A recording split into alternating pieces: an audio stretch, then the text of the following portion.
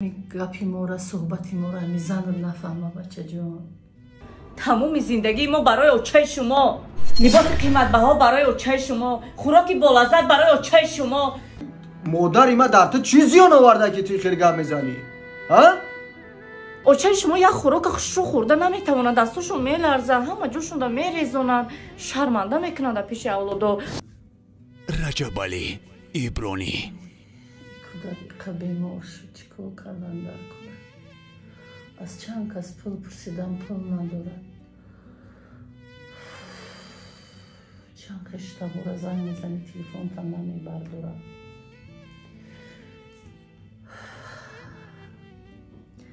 خیلی خداوند بزرگ است، از ما امیدی میگه بس امیده.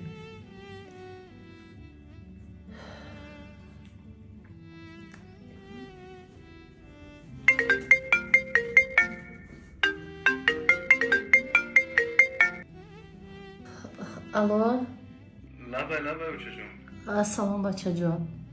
و علیکم السلام. رجب علی بچم خوب هستی؟ تینج هستی؟ شکرانه الله بزرگ، شما خوبه مادر جان؟ سلامتی خوبه؟ رحمت بچم یک کم ترکک مشکل داشتیم بچم. امین نبیرچم کم ترک بیمار شده، 1000 سومونک قرض داده، میتونی؟ راستی گپ نه نمیتونم قرض بدم. من شما در قرض نمیتونم مادر عزیز. شما چی میگین که قرض؟ 500 سومون دارم راستی وزیر.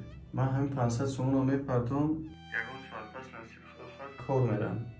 یکون همکارم با 500 سومون دیگه میگیرم میپرتم. میشه با؟ رحمت بچم من حتما امین پول شد در پول تبر میگردونم. یک گپی دیگه دارم با بچم. امین گپی که اوزی ما گپ زدیم، امین گپی مورا صحبتی مورا میزند نفهمه بچه جون. خوب قبول دارید. من وعده میکنم که زنم دیگران شنیدم. مایل بچم برکت زندگی بینی. رحمتی کلام بچم. خوب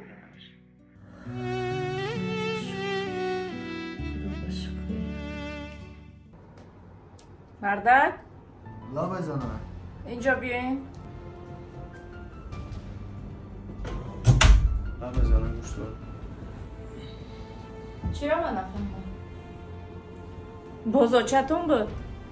باز چی میگفت؟ تمام زندگی ما برای اوچه شما، لباس قیمت بها برای اوچه شما، خوراکی بالذت برای اوچه شما. یک چیزی با مزه خانه بیارید، ها برای اوچم، برای اوچه جانم. زر و زیور کیلوواری ها برای اوچه جان. باز چی میخواهد؟ باز چی میگفتن؟ باز چی میگفت؟ اصلا میماند همه زندگی کنیم یا نه؟ باز داروهاش تمام شده است. باز چی میگفتن؟ ای نوشکر، ترا در حیات چی نمیرسه؟ ها؟ همین قدر دارایی، خانه و در، ماشین، سر لباس، شرایط خوبی زمانوی برای خودت نیست، برای همسایت های؟ ای زنکی به عقل، چی ترا نمیرسه که هر یک کسی که مرا قرض میپرسه، هر یک کسی که مرا پول میپرسه، زبانت این همین قدر درست با مادرت بود، با مادرت پول در کشی. آخی مادری ما در تو چیزی آورده که توی خیلی گپ میزنی؟ ها؟ همین جای گپ اومد، من وعده دادم که گپ نمیزنم، من وعده دادم که در تو نمیگم. همین نفری که مرا زنگ زد میدونی که کی بود؟ باز کی میشد؟ آچای تو بود، مادری تو بود. پول در کار شده، جیانت بیمار شده، قرض در کار شده، سومش در کار شده. زنگ زد که بچم 1000 سومون پول قرضم بده. من گفتم مادر جان ای من قرض نپرس، من به قرض از شما پول میدم. ای زنکی ابله، شاید که تو بین مادری من و بین مادری خودت فرق کلام بگذاری. مادری مرا در زمین، مادر خودت ها آسمان دا فکر کنی. نه که من هر یک نفری که مادر رای من به جای مادر میدونمش.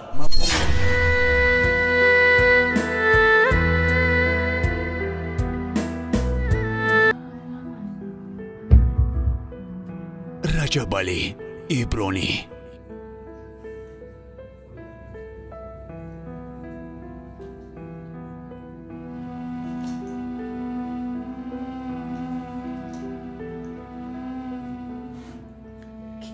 کلی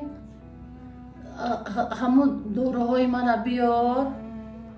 خیزین همون داروتون رو گیرین خورین. یک دارو چیز که خسته گرفته نمیتونه؟ شما کمپیرو هستن، خوبن، کارشون رو میکنن، داروشون رو میگیرن میخورن.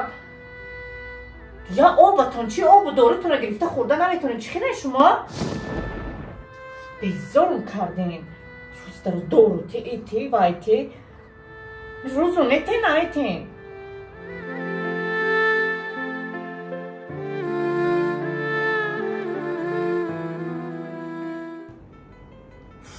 مردک اینقدر دیر کرد. ساعت 3 شده است. زنگ زدم حوزی اومدم این حوزیرش کی باشه؟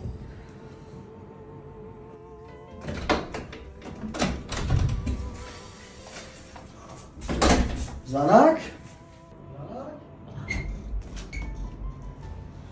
اومدین مردک؟ بله زنک. اینقدر دیر کردید شما؟ آخه دیر کرده ایستادین به خونه اوچم. دیر شد ممکن نیست اوچم عصبی شدن. شما میدونید که داولین دوران داولینشون بلند میشه و حال رفتن در کار مایده چویده طور گرفتن در کار.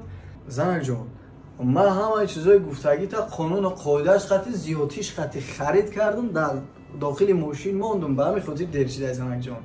بسیار کار خوب کردین مردک جان. تیز روید اون لباسی ساز پوشین رفتیم دارید روید؟ خوب زنک جان در نام جانم زنک لباسای مادر را در حالی بس که اگه لباسه که خوبش بشونه که میمونی هست. چی؟ خوی مردک چه شما کجا میروند؟ با ما نمیروند؟ ای زنک گوشود میشنم چی گفتم تا؟ ما چه مادر در خونه تنها میمونیم مهمونی میریم زادروزی مادر ایتا میریم مادر ایما در اینجا تنها آخه میدونی تمامی اولادی ما جمع میشوند در اونجا اوچه شما یک خوراک خوشو خورده نمیتوانند دستشون میلرزه همه جوشون دا میریزونند شرمنده میکنند در پیش اولادا دخترای امکی میویند همه اولادای ما جمع میشوند من شرمنده میشم من ایزا میکشم نمیخوام اوچه تون قطی ما رود شرم میداری؟ باعثی شرمندگی های؟ مادری مرا دستاش میلرزه ای سبب بیمار بدن ای باعث شرمندگی ای؟ ای زنکی ابله او دردیره که الله میته او یگون جای شرمندگیش نیست ای فهمیدی؟ فقط دعا که مادری تمام خیلی بیمار نشوه ایره فراموش نکه مادر اگر دستاش بلرزه قوت قدرت اوی را نداشته باشه که یک قاشق برداره نیکی فراموش نکه که دعاش قوت قدرتی را داره که زندگی ترا 10 بل بلرزونه